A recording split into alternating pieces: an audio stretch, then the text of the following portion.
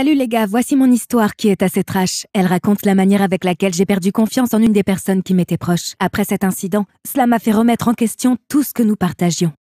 Je m'appelle Rose, et ma vie n'a jamais été aussi parfaite que cette fleur. J'ai 21 ans. Cette situation s'est produite alors que je n'avais que 17 ans. C'est quelque chose qui sort de l'ordinaire. Ma famille et moi avions l'habitude de rendre visite souvent à ma grand-mère maternelle. C'est comme ça depuis 17 ans. Et puis, tout à coup, les parents éloignés de mon père nous ont contactés. C'était inattendu que nous les trouvions. Mon père, en raison du transfert de son travail dans le nord du pays, avait perdu le contact avec sa propre famille pendant des années. Il y avait des problèmes familiaux qui se posaient et sa famille était très pauvre. Alors il a dû sortir et gagner sa vie. Il a donc commencé à travailler très jeune, à 18 ans seulement. Puis il a rencontré ma mère, et ils étaient très amoureux. Ils se sont mariés et ils m'ont mis au monde. Nous étions donc une famille parfaite. Mes parents ne m'ont jamais interdit de faire ce que je voulais. Cependant, je devais avoir de bonnes notes et étudier dur pour mon avenir. Ma famille n'était pas riche, mais nous n'étions pas pauvres non plus. J'avais des repas tous les jours et un abri au-dessus de ma tête. C'était suffisant pour moi. Et je ne demandais pas grand-chose à mes parents. J'étais satisfaite de ma vie. Je n'étais pas exigeante. Un jour, un collègue de travail de mon père l'a appelé pour lui dire qu'il avait trouvé les membres de ma famille paternelle et leur numéro de téléphone. Pour autant que je sache, un des amis de mon père avait une famille dans le sud du pays où ma famille paternelle résidait. Je rendais souvent visite aux membres de ma famille maternelle, mais je ne connaissais personne du côté de mon père. Il n'a jamais parlé des membres de sa famille pendant ses 17 ans. Et soudain, ils sont apparus dans nos vies. J'ai découvert que mon père avait 2 frères et une sœur. Cela signifiait donc que j'avais 5 cousins et 3 cousines avec 3 autres enfants. C'était comme si une toute nouvelle famille était apparue dans ma vie. J'étais excitée et j'avais même hâte de rencontrer mes cousins. Mais j'étais loin de me douter de ce qui m'attendait. Je suis devenue très proche d'un de mes cousins après notre première rencontre. Nous avons fini par devenir de très bons amis. Nous nous parlions au téléphone pendant des heures, jusqu'à minuit, et nous nous racontions les histoires les plus sombres de notre vie. Nous étions très bavards et nous nous entendions très bien. Je n'avais que 17 ans à l'époque et j'ai pensé, pour la première fois de ma vie, que j'avais un meilleur ami à qui je pouvais me confier. J'étais si extatique au début et j'échangeais toujours quelques mots avec lui. Chaque fois que je me sentais déprimée ou triste, il m'appelait et me réconfortait. C'était tellement réconfortant et toutes les conversations que nous avions étaient assez banales. Mais au fil du temps, il est devenu si proche de moi qu'il a commencé à me prendre dans ses bras et à me tenir la main chaque fois que nous nous rencontrions en vacances. Cela me semblait normal car dans la famille de mon cousin, tout le monde s'était rendu compte que nous nous entendions bien. Il avait 2 ans de plus que moi et vivait de petits travaux mécaniques. J'ai appris qu'il avait abandonné l'école très jeune parce qu'il n'aimait pas beaucoup étudier, et cela ne me dérangeait pas au début. Cependant, quand je lui ai demandé d'écrire des mots de base en anglais, il s'est avéré assez stupide et je me suis dit « mais qu'est-ce que c'est que ça? Même s'il a abandonné l'école très jeune, il devrait au moins savoir écrire les initiales de son nom, non ?» Eh bien, il était tellement illettré qu'il ne pouvait rien écrire d'autre que son propre nom. Chaque fois que la mère de mon cousin essayait de lui faire des suggestions sur la façon dont il devrait s'instruire, il refusait toujours d'écouter et se comportait comme un con. Quand je me suis rapprochée de lui, il m'a dit qu'il louait une voiture et qu'il l'utilisait souvent, parce qu'il aimait les balades en voiture et qu'il partait souvent en voyage avec ses amis.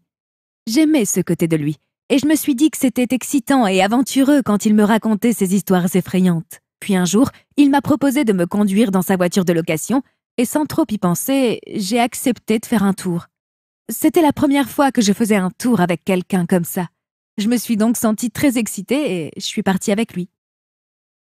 Cependant, alors que nous étions en train de profiter de la route, il a arrêté la voiture devant une maison étrange. Je lui ai demandé pourquoi il s'était arrêté au milieu de la route et il m'a avoué que c'était la maison de son ex-petite amie et qu'il voulait lui montrer qui il était vraiment. Je n'ai pas compris ce qu'il voulait dire, alors j'ai juste fait un signe de tête à ce qu'il disait. Une fille est apparue à l'extérieur de la maison, j'ai été surprise de la voir. J'étais confuse à propos de ce que mon cousin essayait de faire, et puis il m'a attrapé les mains et je lui ai demandé de me lâcher.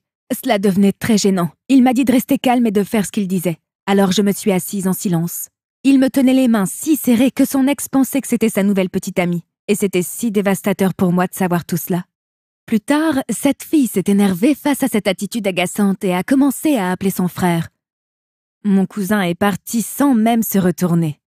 Lorsque nous sommes arrivés à la maison, je l'ai affronté. Il m'a dit de ne pas trop m'inquiéter. Il le faisait juste pour faire comprendre à son ex-petite amie qu'il était toujours digne et que même si elle n'était pas prête à l'aimer, il y avait des filles dans le monde qui l'aimaient. J'ai dit que ce qu'il faisait était mal et qu'il ne devait blesser personne comme ça, parce que finalement, il l'avait aimée cette fille. Puis il a dit que tout cela était fini maintenant.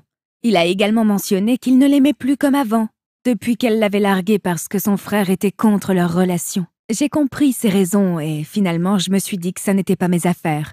Mais avec le temps, j'ai remarqué quelque chose d'étrange dans son comportement. Il était proche de moi, comme je l'ai dit plus tôt.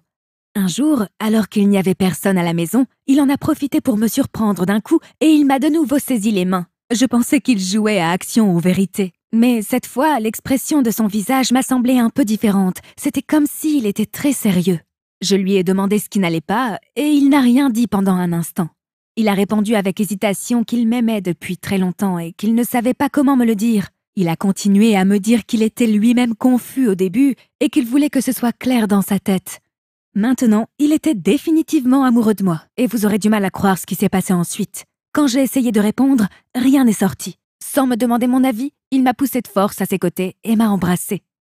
Je lui ai demandé d'arrêter de faire ça, mais, encore une fois, j'étais tellement confuse moi-même en pensant à ce qui se passait. Je n'arrivais pas à gérer cela. Alors j'étais coincée dans la chambre à coucher avec lui quand il m'a fait toutes ces choses. Plus tard dans la nuit, alors que je dînais avec les sœurs de mon cousin, je me suis sentie très mal à l'aise avec ce qui venait de se passer.